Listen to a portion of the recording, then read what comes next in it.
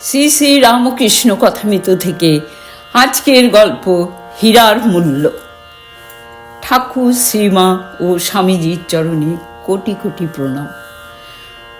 ভগবান শ্রী রামকৃষ্ণ অবতারকে সকলে চিনতে পারে না, এই বিষয় নিয়ে গিরিশ, মণি ও অন্যান্য ভক্তদের সাথে আলোচনা করছেন।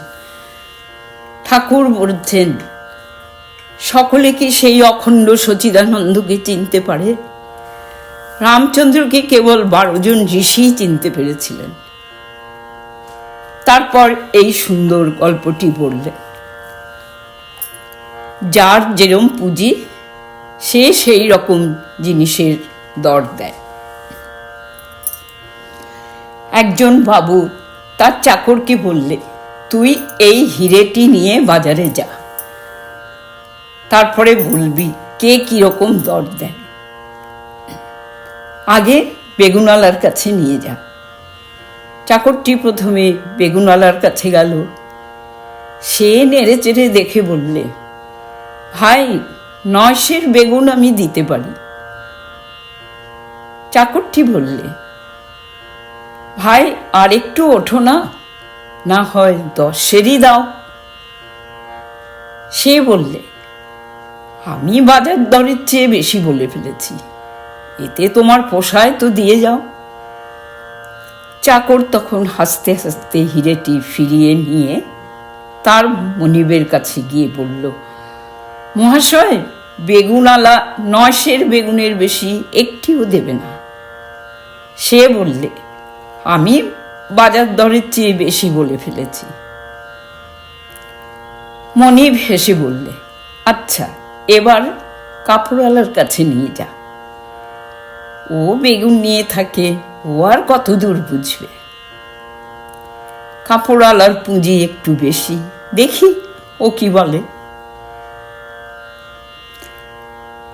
চাকরটি কাপড়ওয়ালার কাছে গিয়ে বললে, ওহি এটা নেবে, কত দর দিতে পারো? কাপড়ওয়ালা বললে, হ্যাঁ, জিনিসটা ভালো, এতে বেশ গয়না হতে পারে। তা ভাই, আমি 900 টাকা দিতে পারি। চাকরটি বললে, ভাই, আরেকটু ওঠো, তাহলে ছেড়ে দিয়ে যাই, না হয় 1000 টাকাই দাও।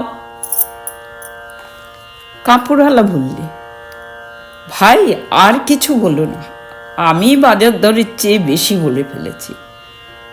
900 টাকার বেশি একটি টাকাও আমি দিতে পারবো না। চাকর ফিরিয়ে নিয়ে মনিবের কাছে হাসতে হাসতে ফিরে গেল আর বললে যে কাপড়ওয়ালা বলেছে সে 900 টাকার বেশি একটি টাকাও দিতে পারবে না। সে আরো বলেছে, আমি বাজার দরের চেয়ে বেশি বলে ফেলেছি।